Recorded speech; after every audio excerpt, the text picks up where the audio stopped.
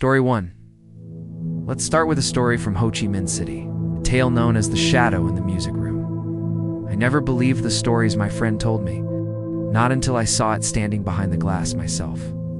Back in middle school, I was in the school band, and I used to stay late for music practice pretty often. Our music room was located at the very end of Building A, right next to this long, dense line of old trees.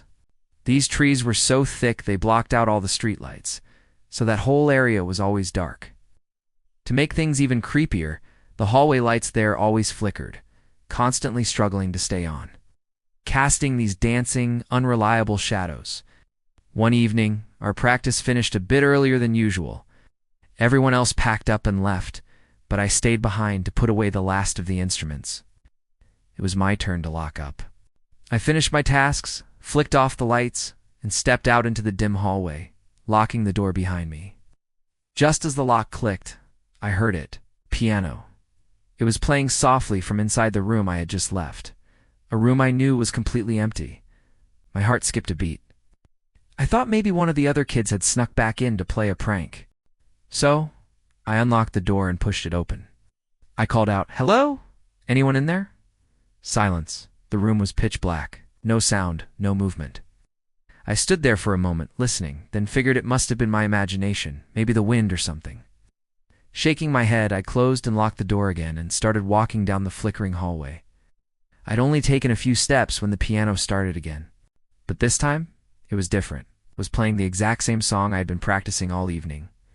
But it was painfully slow, each note drawn out, as if someone was pressing the keys with cold, stiff, deliberate fingers. It was so slow it sounded like a funeral dirge. I froze in the middle of the hallway, every hair on my arm standing on end. I slowly turned my head and looked back at the door to the music room. There was a small, square glass window set into the wood. And that's when I saw it. Through the flickering light of the hallway, I could make out a shape. A tall, dark figure was standing on the other side of the door, its face pressed right up against the glass. Its features were indistinct, just a dark silhouette. But the flickering hallway light caught its eyes, and they looked completely, unnaturally white. I couldn't breathe.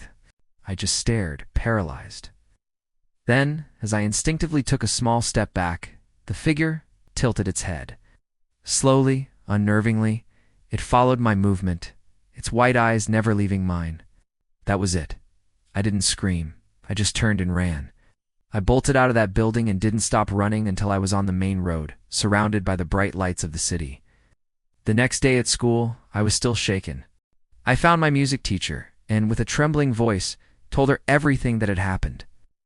I expected her to laugh, or tell me I was imagining things. But she didn't. She just stared at me with a serious expression for a long moment.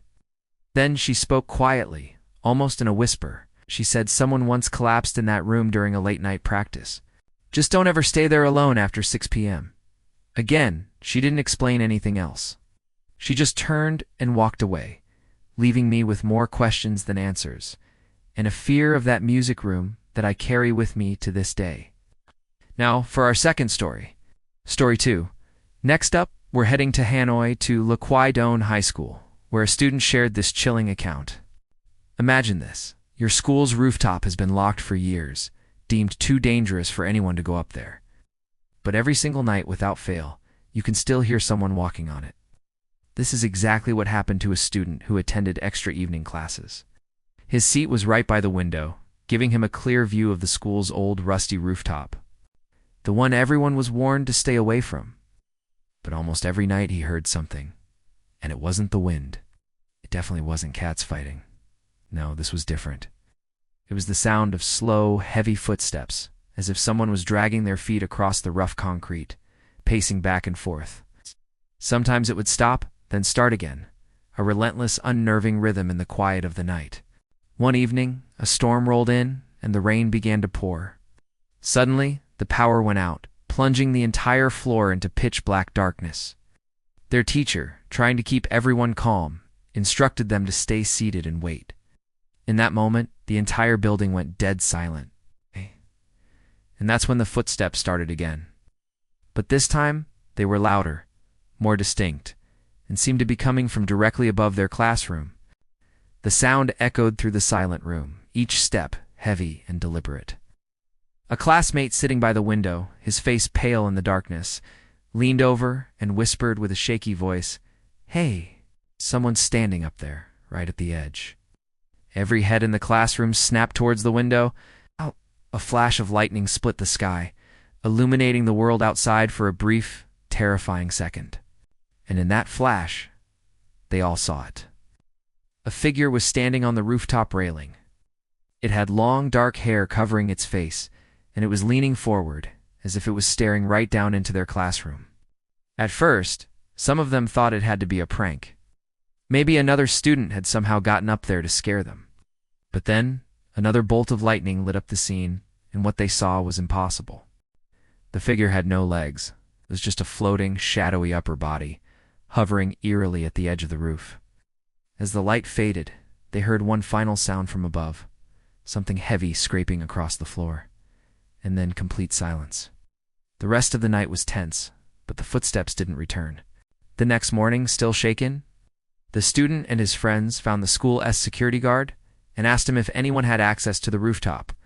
They explained what they had seen and heard, hoping for a logical explanation. The guard just shook his head, a grim look on his face. He told them, "That's impossible. The key to the rooftop has been missing since last year. No one has been up there." He didn't offer any other explanation. The mystery of the footsteps and the legless figure in the storm was never solved, leaving the students to wonder what, or who, was haunting their school's forbidden rooftop.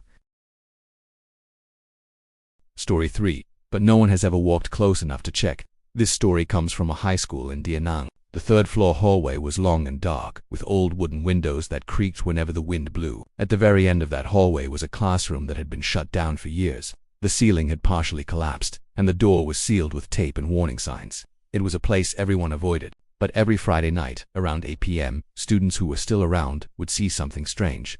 A lone figure, standing at the far end of the hall, right by that sealed door, not moving, not walking toward anyone, just standing there, with its face turned to the wall, as if staring into the abandoned room. One Friday, my friend Min and I were stuck late finishing up our cleaning duties for the week. The sun had long set, and the only light came from the flickering fluorescent bulbs overhead, casting long eerie shadows down the corridor. As we packed up to leave, we stepped out into the third-floor hallway. It was silent. Too silent. As we started walking, Min suddenly grabbed my arm, his grip surprisingly tight. He nodded his head toward the end of the hall and whispered, his voice trembling slightly, "Look, it's there again." I followed his gaze, my heart starting to pound in my chest. And yes, there it was. A dark silhouette against the pale wall, perfectly still, just like the stories. A cold shiver ran down my spine. The air grew heavy, thick with a feeling I can only describe as dread. We both froze, not sure what to do. The smart thing would have been to turn back, to find another way out. But we were mesmerized, trapped by a mix of fear and morbid curiosity. Then, the unthinkable happened. This time, the figure started to turn. It moved with an unnatural slowness, a deliberate creaking motion that seemed to defy how a person should move. First, the head turned, then the shoulders. The fluorescent lights flickered erratically, making the scene jump and stutter like an old film. I couldn't see the face clearly in the dim strobing light, but I could make out two deep, hollow eye sockets where there should have been eyes. They were just empty, dark pits, and its mouth, it was stretched impossibly wide, as if frozen mid-scream. Or maybe it was whispering something we couldn't hear over the pounding in our ears. That was it for Min. He let out a choked gasp and ran. He didn't even look back. I wanted to follow him. I swear I did. My brain was screaming at me to run, but my legs were like lead. I was completely paralyzed, rooted to the spot, watching this nightmare unfold. The figure took one slow, dragging step toward me. The sound of it echoed in the empty hall, a scraping noise that grated on my nerves. At that exact moment, the hallway lights flickered so violently that everything went pitch black for a solid half-second. It was pure, absolute darkness. When they blinked back on, the figure was gone. The hallway was empty again. The silence that followed was even more terrifying than the noise. I finally got my legs to work and sprinted down the stairs, taking them two at a time, not stopping until I burst through the main doors into the cool night air, gasping for breath. Min was already there, talking to the old security guard. When he saw me, he just pointed. The guard looked at us, his face full of a tired sadness. He let out a long sigh and said, "The third floor, huh?" We just nodded, unable to speak. He lit a cigarette and took a long drag before continuing.